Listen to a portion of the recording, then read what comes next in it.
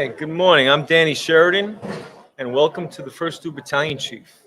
We're here live at FDIC at the annual FDIC convention, and with me today, we're going to do a little bit, kind of something different today.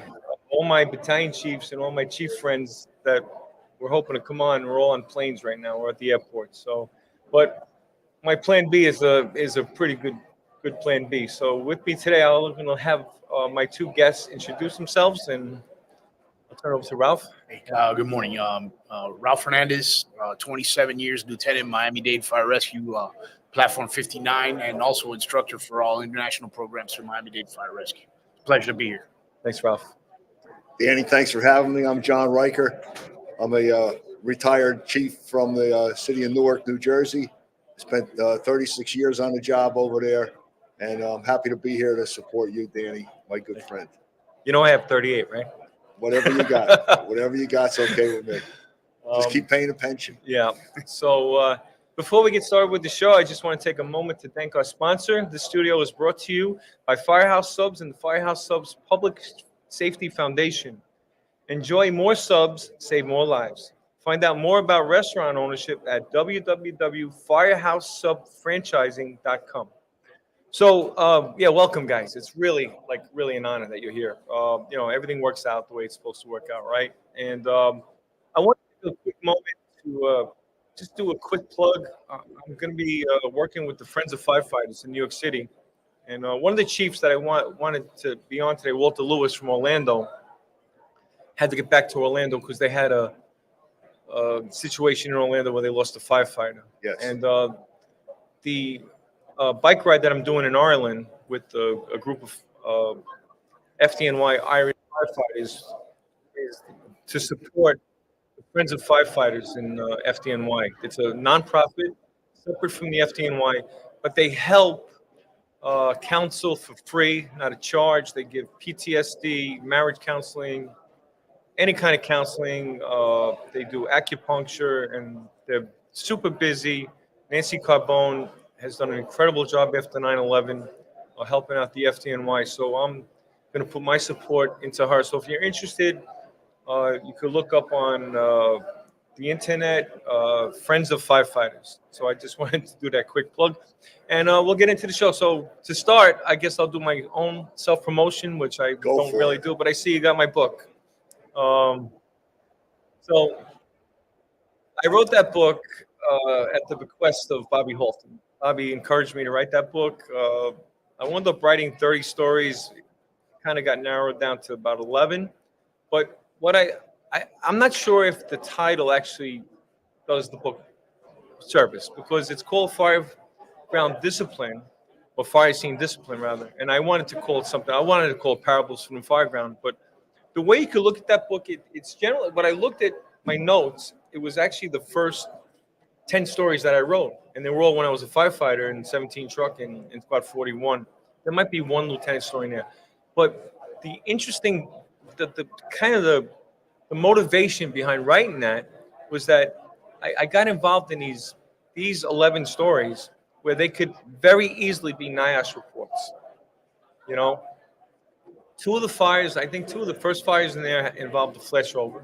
One of them was very similar to something that happened in Boston on the Beacon, and one in Cherry Hill, Jersey, I think, where there was a flow path, a ventilation problem. Another one of the stories has to do with improper ventilation in a high-rise. Someone popped out a bunch of windows, and we were stuck on the wrong side. There's a few collapses in there. There's flashover, collapse. There's also some backdraft stuff, So it's really meant, for the reader to read it, and hopefully that, if you're ever in that situation, that you could recognize the signs. Like, well, Danny Sheridan was in this spot. Like, there's one instance there, we had a firefighter fell off a roof, and there was just, it's one of these things where it was just a lack of communication. Someone was new, didn't have a lot of experience. I put myself in a bad spot. I assumed, was complacent. I thought there was a rear fire escape. There wasn't. So the book is generally about stories that more or less a lessons learned, a NIOSH that never happened. But it's not just a storybook, Danny, right? No. It's a book that if I read this, I'm going to get some knowledge out of it to prevent me from, Yeah. or my firefighters from getting in that bad situation. the idea. So I'm actually going to learn something Yeah. from this book, not just be entertained, so to speak. Yeah. Like one of the stories where one of the firefighters fell off the roof. He was brand new. We were out of sequence. I went to the floor above, and I made a move. I went towards the rear, and I didn't do a proper size up. Had I done a proper size up, I would have realized that there was no rear fire escape. And only by the grace of God that I got back to the door. So there's a lot of that in that book. And I don't want to go on and on about the book because I really want to talk to you guys about what's going on with what we're doing, And so I just want to bring everyone up to speed real quick. So I've been working in Ecuador since 9/11, right? I'll give you a story of how I got involved with South America. I created a group called Mutual Aid of Americas, and then it became Mutual Aid Training Group. And it was a nonprofit, and the idea was to send equipment, training, and bunker gear, whatever, and bring American firefighters down to South America to teach them kind of what we do here. And I was smiling. I was looking at there's a bar over here on Meridian. It's called Kilroy's. There's a Ford pumper right in front. That was the first truck that I sent down to Ecuador. So what happened was it was after 9/11. The chief came up from Ecuador. I entertained him. He invited me to Ecuador, and that's how the story began. And it's been going on for 23 years now. So, we've basically worked in Guayaquil, but then we started moving into Chile and Panama and Mexico, all over Latin America. And that's when I got involved with Miami. I met one of your, coming back now is George Alvarez. Was actually the first person I met, captain in Miami, and then he introduced me to George and Juan and you. And so, anyway, now myself, Ralph, and John were just down in Ecuador in October, and I'm gonna Ralph kind of bring us up to speed on what was the training all about. What was the takeaway from that training? Well, I think the biggest thing about their training is since they operate in a mostly volunteer status, we kind of got to take care of them and adjust their tactics and such. We pretty much got together and thought, yeah, for sure they need apparatus placement and all that other information because they don't really have a structure on the way they use it. But we thought that the transitional attack was going to be great for them because of the fact that a lot of times they were making interiors and interior attacks very blind, not necessarily with what they needed, especially the GPM they needed. So we thought that, they're volleys. We got to take care of them to a certain, so to speak. Yeah. Let's start teaching them the transitional attack. Let's make it safer for them to make entries and so forth. And I think that was very big for them because they understood how to do a proper transitional attack. I think it fits very well into the way they're laid out operationally. And it might be a tactic that's going to save a few of their firemen down the line. And that was what our goal was, to make sure that their firemen were as safe as possible, especially the fact that they're mostly volunteer. Right. So the history of how I started with Guayaquil was I would go down with no one spoke Spanish. We all spoke English. Guys from New York, guys from up in New England. And we'd get translators and, we were trying to teach them the New York way. And they were loving it. And the way they work is kind of like here in America. They'll have a driver and a firefighter. The idea in their mind was to get the rigs to the scene. And then as the volunteers come in, backfill. And what happened, it was kind of really beautiful to see, was that we taught them so well that it came to the point where these guys were just doing it themselves. And the volunteers were showing up and they were like, well, there's nothing for us to do anymore, So that was like the crux of it. But when you're talking about the exterior water and the transitional attack, we put our brains together. We all talked about it. And we thought that the thing that saves them in South America is their construction. Because everything is opened up, right? So we're not worried about these tight buildings where we could potentially have a flashover, a backdraft, or whatever. And the buildings are sort of leaky, and everything's concrete, and they're showing up with 2 firefighters. And what I thought was beautiful is you did a great job with that exterior attack, and especially with the portable ladder component to it, where we put the portable up and then they worked, with the 4 S's, right? The smooth bore, the straight stream, the steep angle, and the sprinkler effect. And like I said to John, I said, John, they're going to look at you like this is the gospel. And when you speak, the beautiful thing about the firefighters in Latin America is that when we talk to them, they listen and they actually do it, So a week after we're home, I got a text from George, one of the firefighters down there, and I almost cried. It was textbook. They had a fire in areas with the line open in the street with 2 guys, and they knocked down all the fire. And the idea is to kind of soften it up a little bit, and then they can move in. And I remember having this discussion with Bobby Halton, because we would talk about this at length sometimes. And he made a great analogy. He said to me one time, he said, Danny, it's like the Pacific when they had those naval battles, and they would soften up the islands first before they landed, And I thought, well, this is perfect for these guys because the construction lends itself to this kind of tactic and the manpower. So it was kind of perfect, John, I brought you down. I know you don't speak a word of Spanish. I was the gringo, right? You were the gringo. Did but they make fun of me or great what? admiration. I mean, the way they looked at you was like you were like Babe Ruth, And I matched you up with a young firefighter from New York, Yes. Kelvin. Yep. And Great. I thought it was a great. So tell me what was going on at that other building with the tower. First of all, mention about the firefighters down there and the whole situation. I was blown away. I mean, I was very, very impressed. Those guys, they got guts. They do. Oh my God, they got guts. Yeah, I've always And said that. there's situations. You mentioned the building construction thing. There was a window down there that didn't have gates and bars on it. No. There was a doorway that wasn't fortified, locked. And let's face it, they were narrow streets and very tight quarters.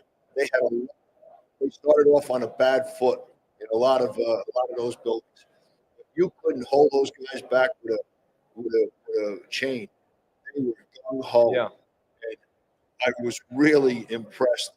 Their attitudes and their willingness to learn. And like I said, they got balls. Yeah. They got balls. I've always said that. Great. One of the best compliments I've done. I've probably done maybe 30, 40 trainings down there in Ecuador and Chile, and I mean this. I'm not saying it just to fill the room with words and space and be nice. And I tell them from my heart, there's guys down there that I said, listen, in my battalion, I would take you in a heartbeat. Absolutely. I would put you in any one of my Absolutely. I couldn't agree more with you with that. Some of those guys, the way they were operating, they said they were just outstanding firefighters. You have to tip your hat to them. And as far as, there's a difference between training and testing. So in the training phase, when we were showing them operations, we were showing them the positioning of the aerial ladders and the tower ladders and everything that was involved, well, in my end, but your end as well, Ralphie. They just picked up on that, and you didn't have to tell them twice. It was great. The attitudes and the attention that they gave you, and everything was great with those guys. I was thoroughly impressed. It was great to be there. I think we can all agree, when you have a lengthy firefighter career here in the States, and you're going to have peaks and valleys. You're going to have peaks and valleys throughout your career as far as the level of motivation. You work with these internationals. You work with international firefighters that are primarily volunteer. They have very low resources. And you see their level of enthusiasm, how much they love the job. And for us, it kind of re-injects when we're on this valley. It kind of re-injects, right? Hey, this is what it's all about. This is what it's all about. And the fact that we can give them anything. Yeah, as you know, you saw, I couldn't stop. They were hanging on to every word you said. Yeah, but I watched them. They pumped me up. You know what I mean? They wanted to go, and I wanted to just keep on going with it. Yeah. And let's face it, the Ecuadorian heat. No, I know. It got to me a little bit. I mean, I'm an old And so, No, I but tell you, listen, the knowledge But, that you have is unmatched. It's like what you told. I tell you, I'm not saying this just to John. I know you a long time, and we all met out here at FDIC That's right. 10 years ago when I was doing forcible entry and you were doing your ladders in the same building. more than 10 years ago, Yeah, Danny. and I was so really impressed. I mean, because when we started doing the roll drills, and we were sending them in, when I saw the ladder placement and Kelvin up there, teaching them with the bucket, removing victims from that building, it was like I was anywhere in America. It was like, and just maybe a few days before that, they probably hadn't even touched that ladder. But to their credit, Ralphie just said it too. It was not just I was responsible for the ladder truck stuff, responsible for the lines and the other operations. We didn't have to tell them twice. They were right on the money, because they paid attention. And like you say, Danny, they did hang on what we were saying. They wanted to learn. Yeah. All to their credit, it just worked out. One of my proud, I have a lot of proud moments in my career. I have a great career with New York City, 38 years. I've been in busy companies, but I'd go down to Ecuador, and when I first went there, they didn't have anything. I mean, they're running around with sandals on. You look at their air packs. One guy might have one. One guy's got a bandana on. One guy's got a coat that doesn't fit. The gloves are like 5 sizes too big. The boots don't fit. But their heart was like their corazon.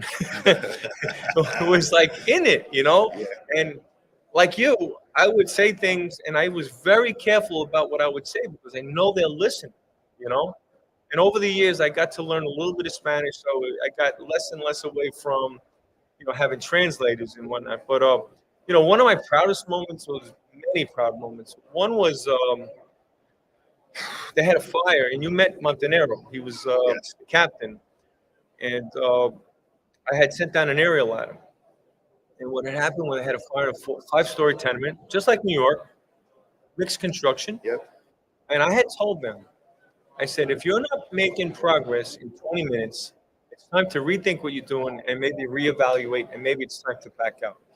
So this one guy, Ronaldo, they're in there, thing is rocking and rolling, and he says, hey, Sheridan said that, 20 minutes, maybe we should rethink what we're doing. I think we better get out of here. It's getting bad. So they all left. They went down the stairs, and unfortunately, one guy went one way, and then the rest went the other way.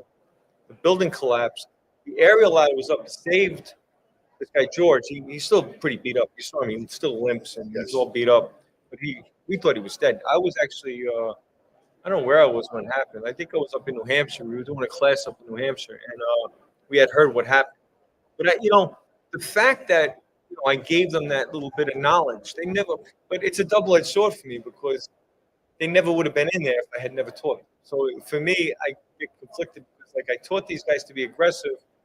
Because one of the chiefs one asked me, he said, "Why in New York do you have all these deaths for firemen?" Like to them, it was unfathomable. Like why would a fireman die?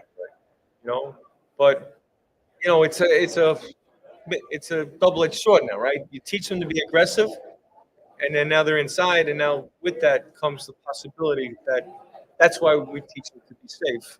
So just one other proud moment I had was it was a culmination of a bunch of departments. It was like Woodstock, Vermont. It was New York, Rockland Fire Academy, and it was another place, Hampton, New Hampshire, whatever. They all donated this equipment. Okay, me and John went down, and we did a forcible entry class. John is unbelievable when it comes to forcible entry. He made props. He was teaching them how to pull locks and cut gates. I mean, it was just an amazing class. And like you said, every place in Ecuador or even South America, window bars, gates, you name it. So the chief calls me up. It's Palm Sunday, and he's practically crying. He goes, Danny, he says, you're not going to believe this. He says, we just had a fire, and we pulled out 3 kids. And what had happened was the parents left the kids alone. That's what they do. They have to go out and work or whatever they have to do. They leave the kids like you would leave your animal, your dog or your cat, and leave enough food, whatever. And the kids were locked in their house, and they showed up with the rig that was donated, with the air packs that was donated, with the bunker gear, full of that forcible entry knowledge. They cut the gates, they went in, they put the fire out, and they rescued the 3 kids. It's a great story. And I'm like, wow.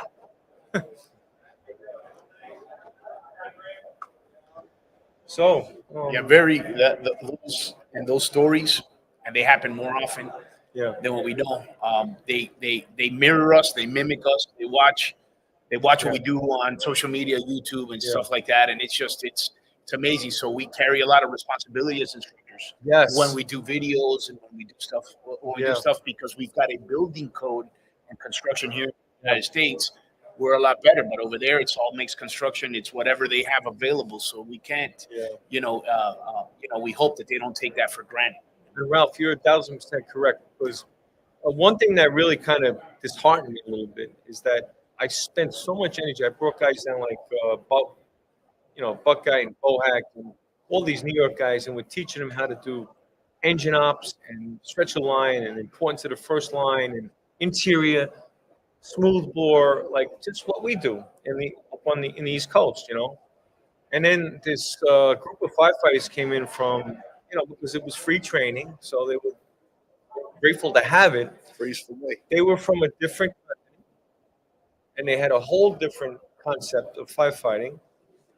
And there was a battle going on between the Sheridan loyalists and the new, like they thought it was the new great, way to go, like, the best and the latest and the greatest.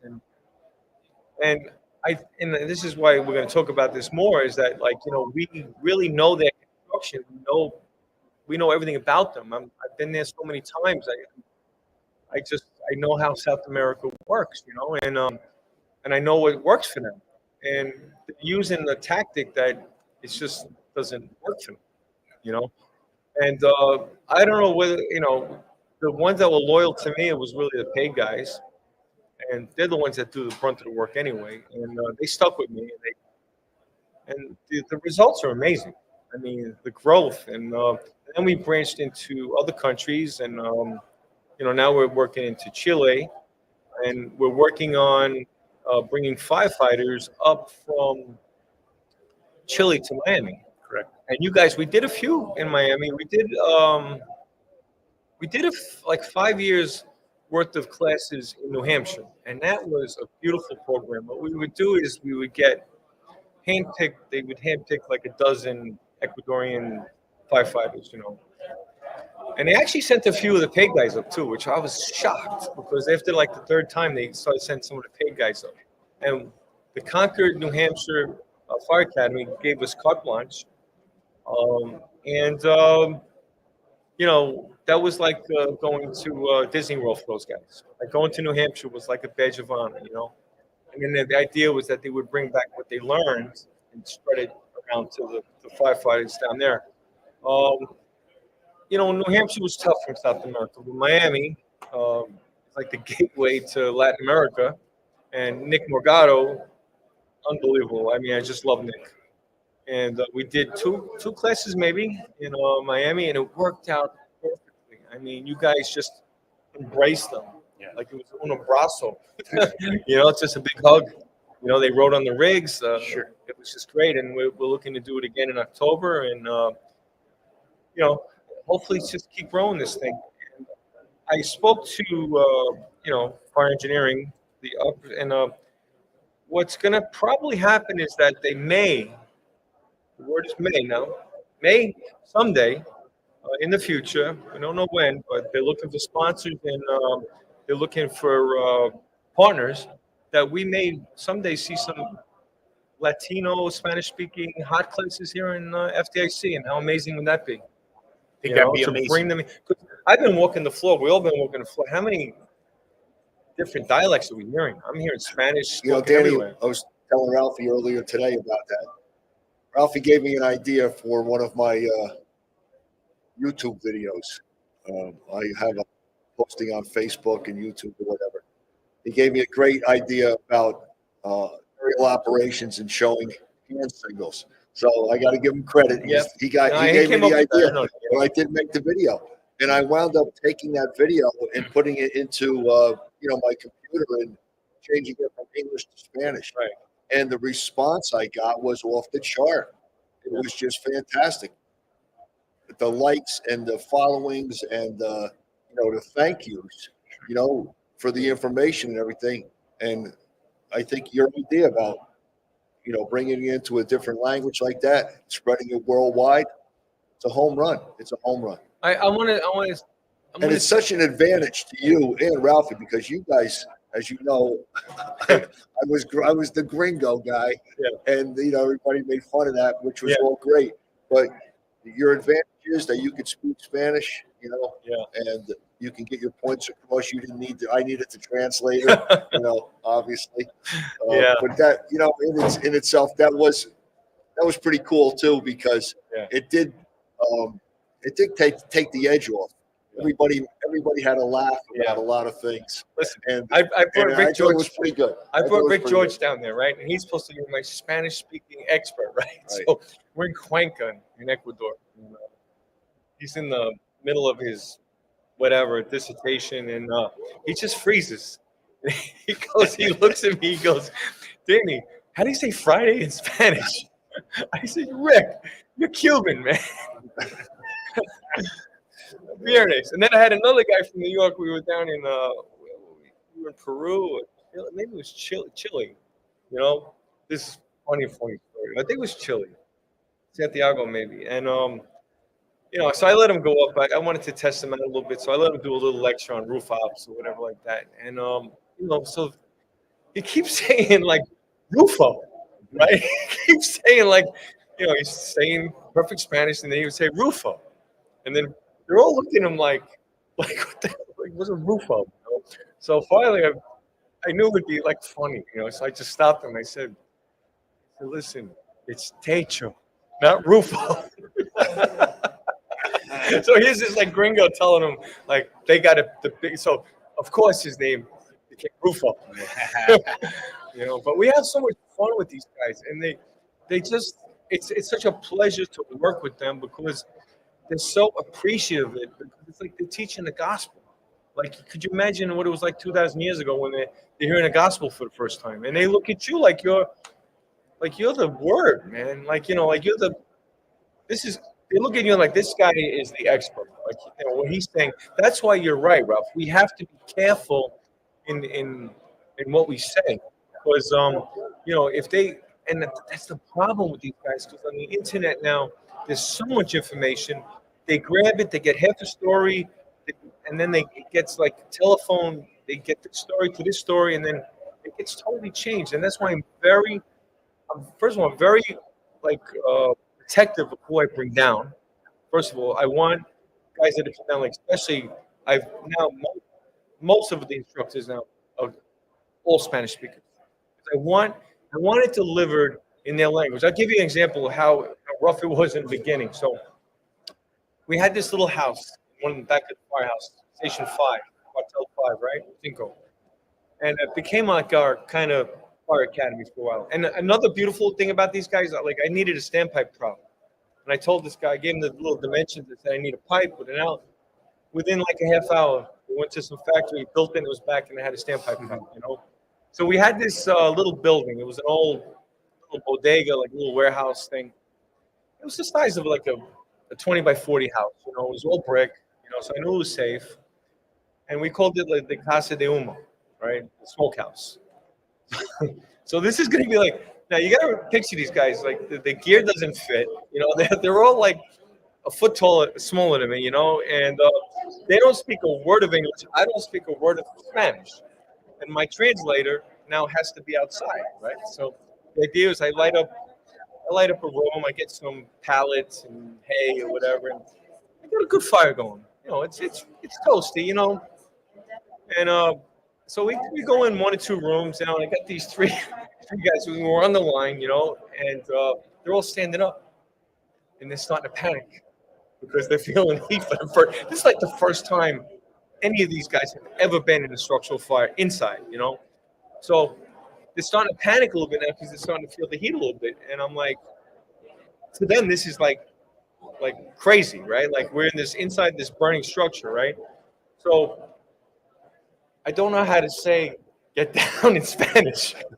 I'm trying to tell him to get down, like, So, in Spanish, if you speak louder, it works better. It's, I'm like, get down, like, and I'm physically like, you know, pushing him down, and finally, I said, just open the. I didn't know how to say open the nozzle, nothing.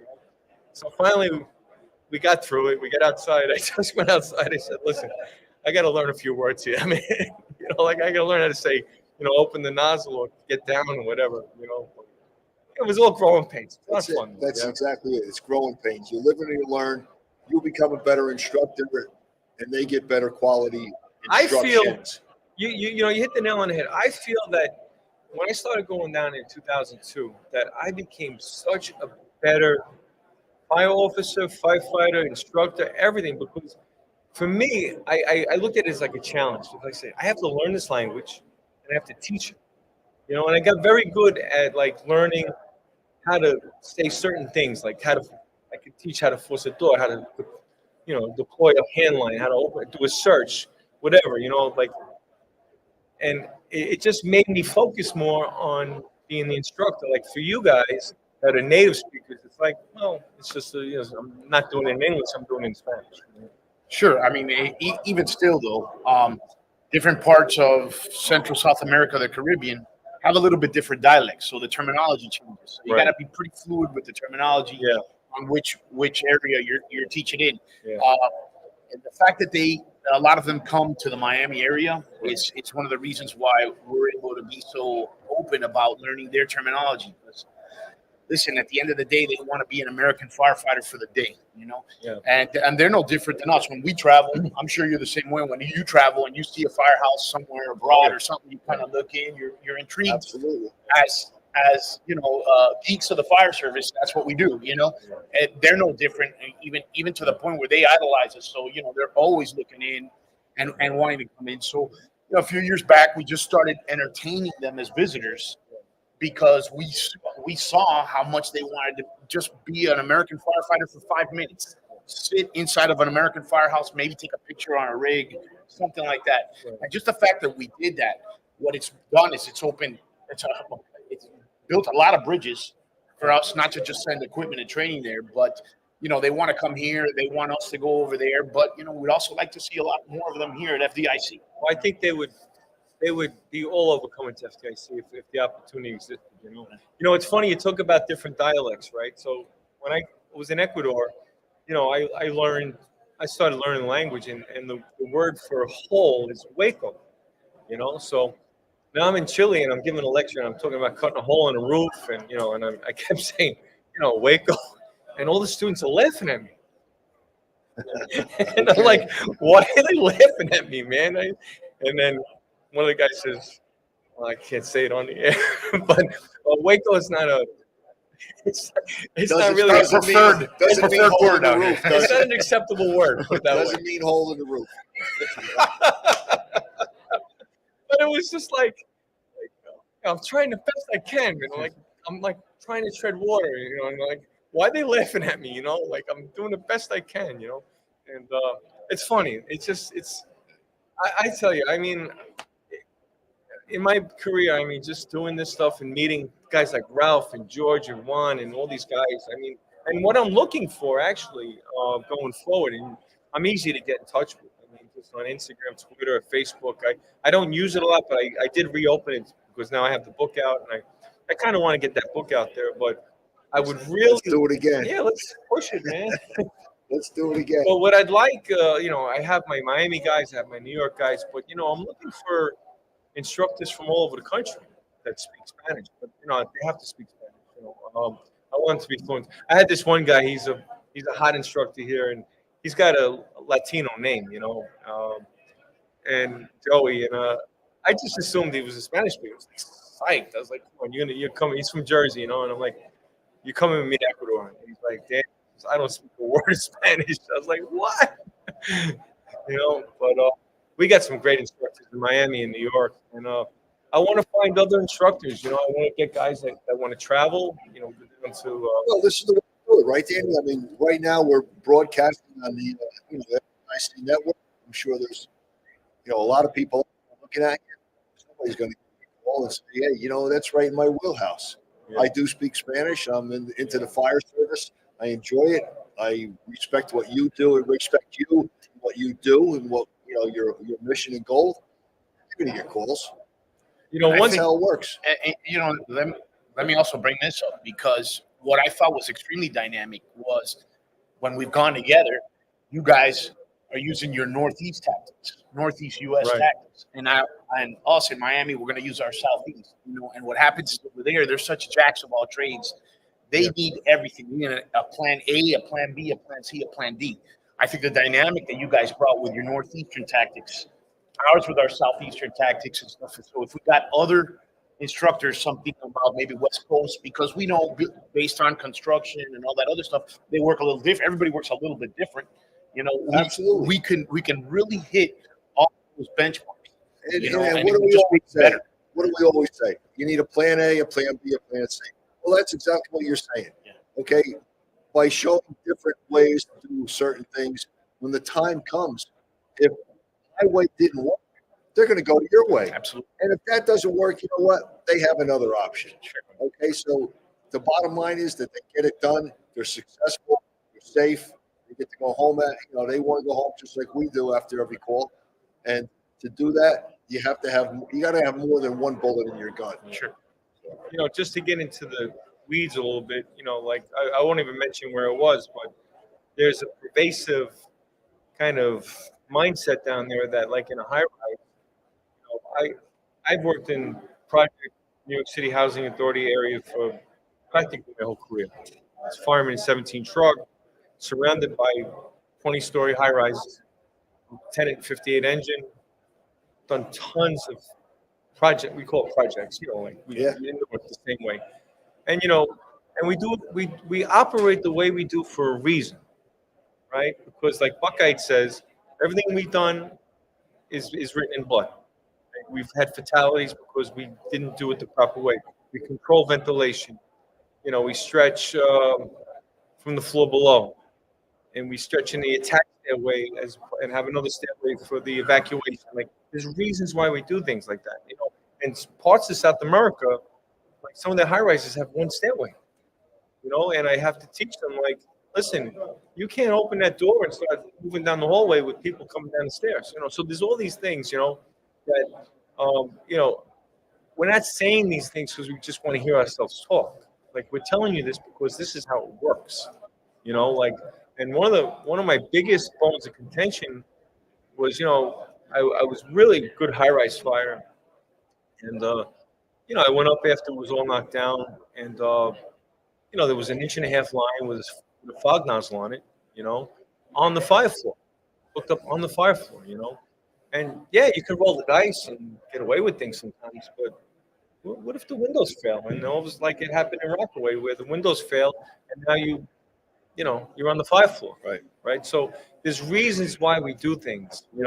It's tried and tested.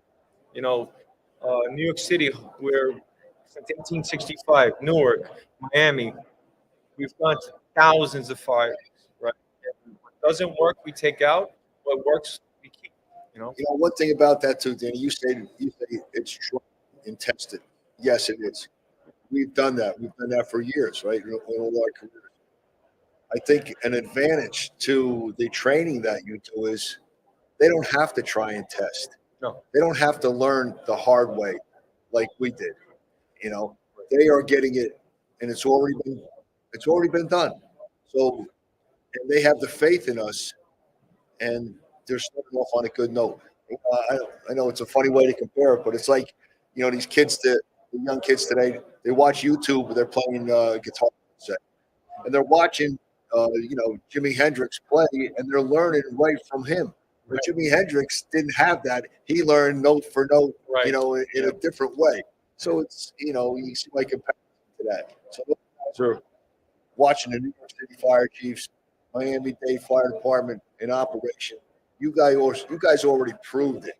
Right. All right. And now they're getting it firsthand. And that's why they're good at it, because they didn't have to learn the hard way or do it wrong. They got it right from the. What do they say? It's great to learn from your mistakes, it's better to learn from someone else's mistakes. You know, and I always felt that way. Like when I go down to Ecuador or Chile or Colombia or wherever, you know that I'm giving them the stuff that I've done. Everything I teach, That's everything I right. talk about, I have done firsthand. I'm not Absolutely. teaching anything that you've done. You're not teaching anything that I have done. This is all, I'm looking out the window right now and I see a guy that's like this Cubano that doesn't know how to say Friday in Spanish. Oh, that's horrid. Yeah, unacceptable. It's Get him in viernes. here. Get him in here. So, But yeah, you're spot on, and yes, we've had the experiences.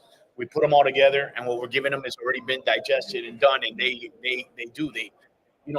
one of the most beautiful things is taking what we do and seeing how some of these Central South American countries are putting in and building SOPs and SOGs based on the training that we've gone and given them in a week's time. And they are setting their own RIT program. They're setting up their own.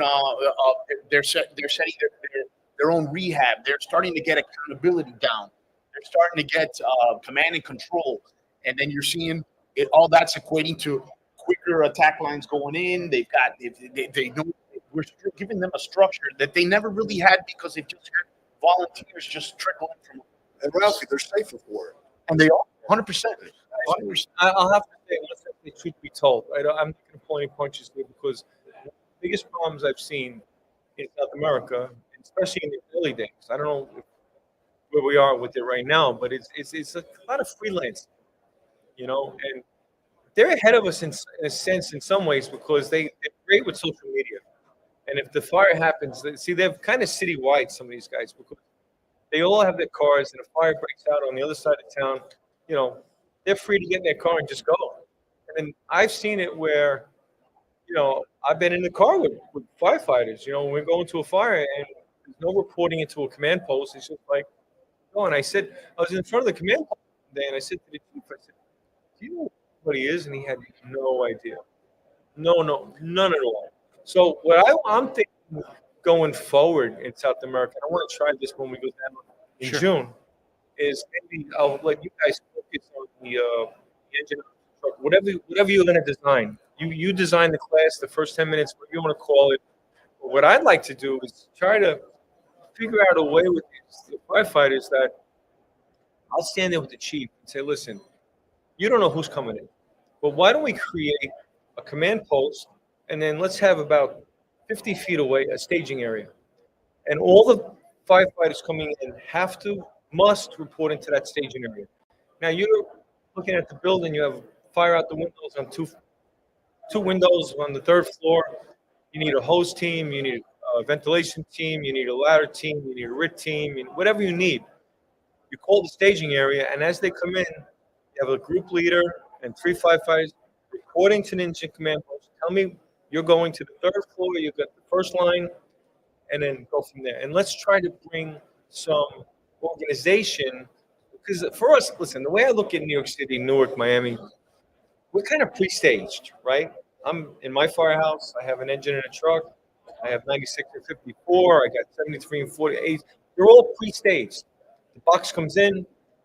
They're responding together. They're responding. I'm responding. Same in Miami. All your stations, Newark, we're all responding and we've already been staged. You're the chief. I'm the chief. We're standing in front. We have our SOPs. First 2 engines team up. They get that first line going. The first truck's responsible for fire floor. Second truck is responsible for the floor above. Maybe in Miami, you do it a little differently. The truck shows up. They might be an engine. They might be a truck. But at least there's some sort of system to it, What do they have? They have 2 guys taking a truck to a scene and then a bunch of volunteers showing up at all given time. They've organized chaos. Organized chaos, yeah. So Like I think herding that's cats. the direction we're going to start. I think we're going to go like in the future, go in a few directions. I'm going to look at more as command and organizing the whole thing, and I'm going to let Ralph and George and those guys work on the tactics, the engine ops, and what you did with that portable ladder and that outside stream was just amazing. I was blown away by it. But you took what I had and you just made it better, you know.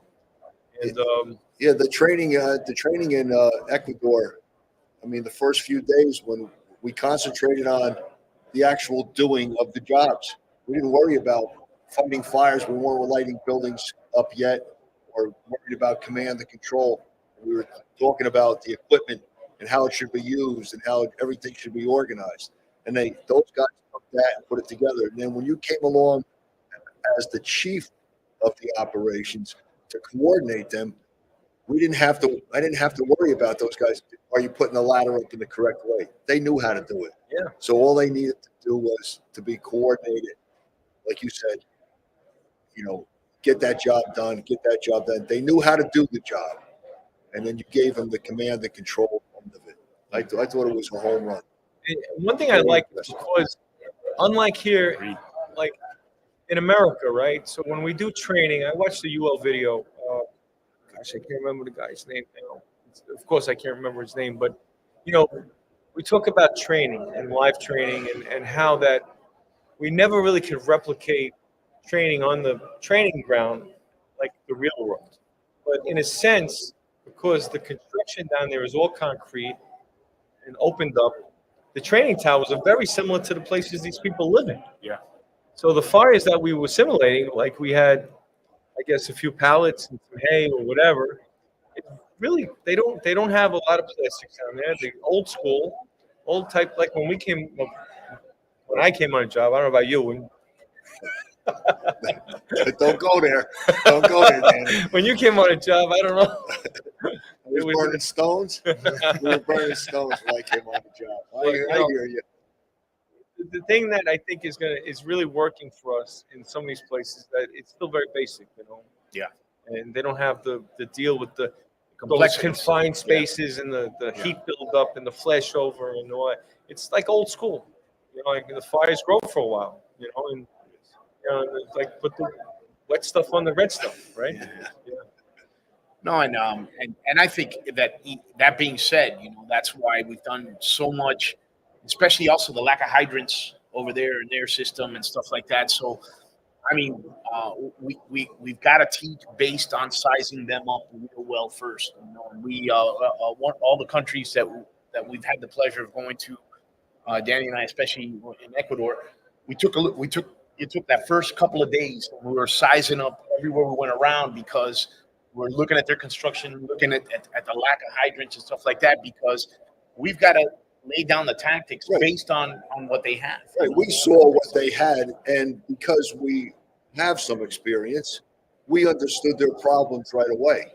Yeah. It wasn't hard to figure out by looking at some of those buildings that some of the difficulties that they would have. So then when we got into our training, we started with training, and then we ended with testing, which is really what the progression you need to go. Sure. You can't test first. You want to train first, and then you test to see if they got it.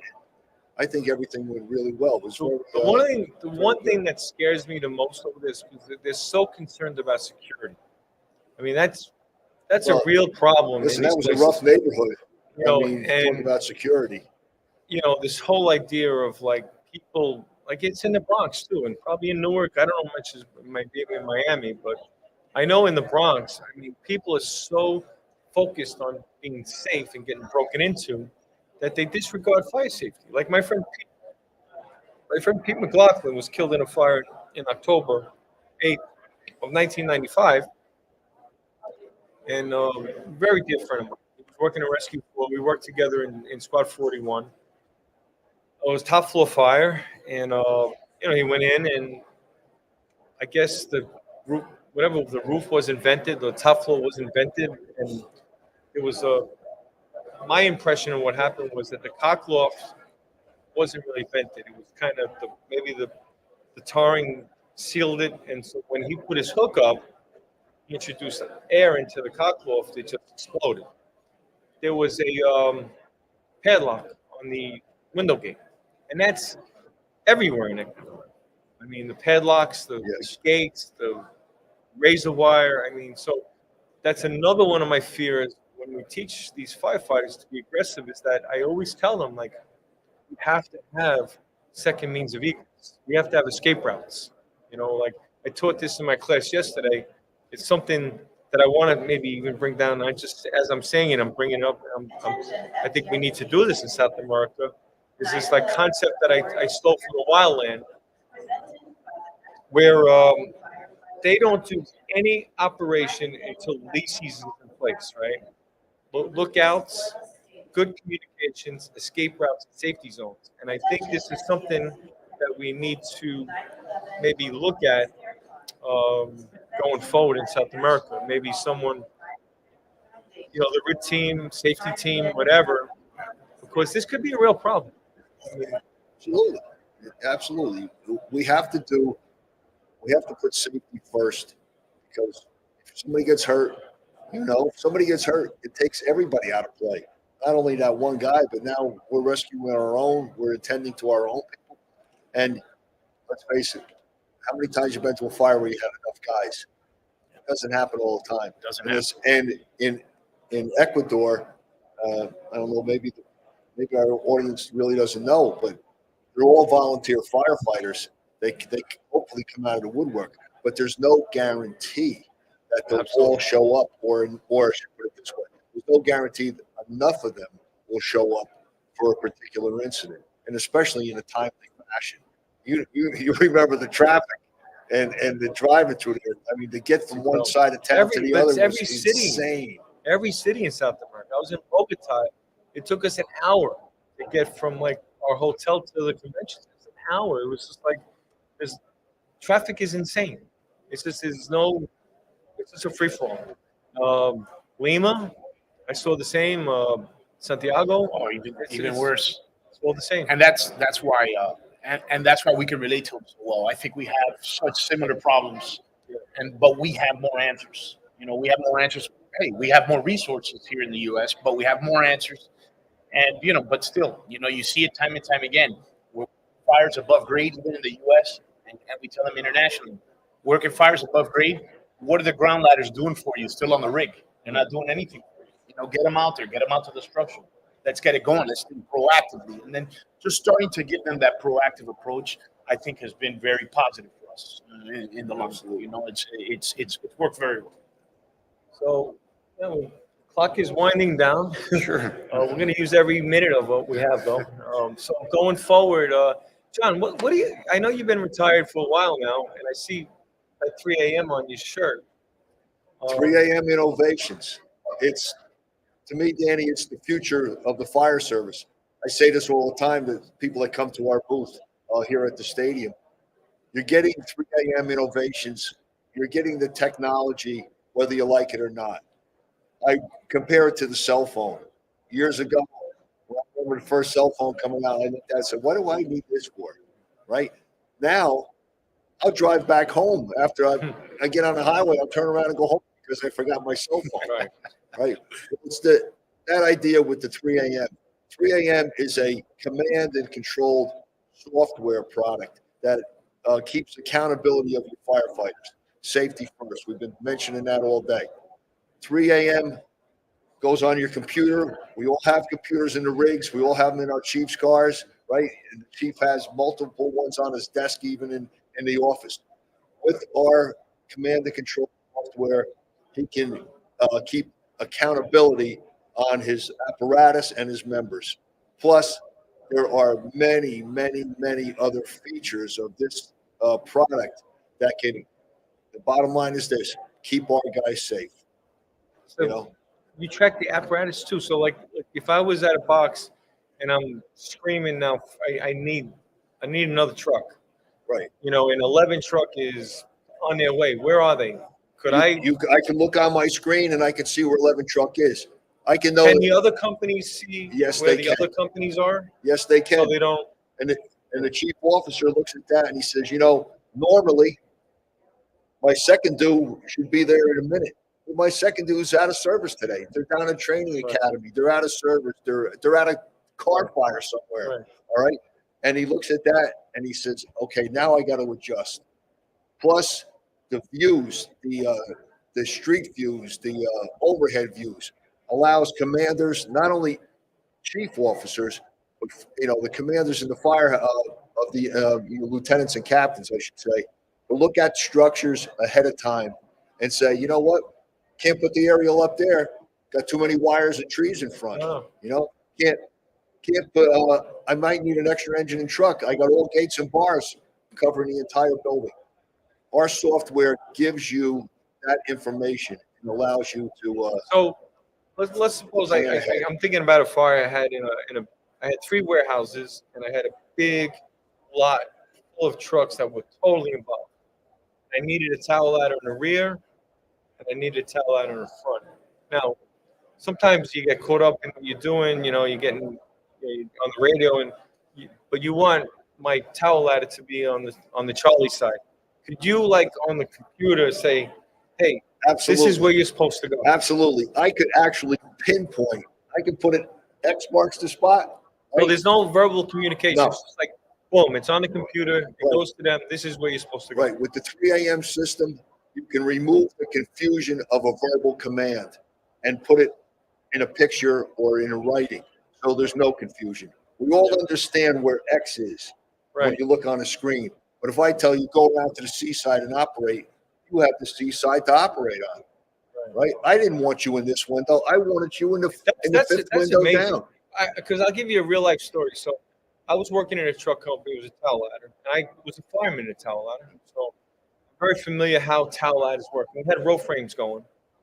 And I called because we were responding on the second alarm, I think, third alarm, whatever. And it was going. I mean, it was going, And normally the truck officer, would say, ladder so-and-so to the Bronx. Do you have any special instructions? Where do you want us?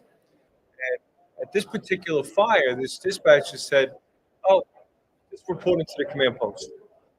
I thought that was odd. I was like, this don't sound like this is a tower ladder should be reporting in. They need the tower ladder because on the 2 side, the Bravo side, they didn't have any protection, So I got to the command post and I see the deputy and he's screaming at me now. He's like, you look like, like the mad scientist. And he's screaming at me, like, Danny, I want that beep, beep, beep, beep, towel ladder. Bring it over to, and we wasted like 10 minutes, because all this like misinformation and, like, why didn't the dispatcher ask the deputy where he needs his towel ladder? But, with that, it's like, I'm at the command post. Oh, so-and-so truck is coming in.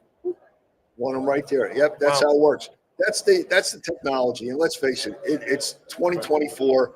You have to expect it. So how can people get in touch with 3 a.m.? It's just 3aminnovations.com. Just go on the website and check it out. And you have a booth in the Lucas Oil? Right now we're in the command center in the Lucas Oil Stadium for today and tomorrow. And we're also at booth 2400, I believe, here in the convention center. I saw you right by Dragontown. Yeah, right there. That's a good spot. Yeah. So, and Ralph, I see you have some Philly people with you, and you're doing the kind of tour guy thing. Bring them in, just getting them exposed, and hopefully we can build more of a Central South American participation. And I'm looking forward to seeing you in May 12th. I'm coming down to Miami. We're going to sit with Nick and put this whole trip together for Section 20th in Chile. Yeah, I think we're going to Ecuador in June. That's correct, sir. Second week of June. June. Yeah.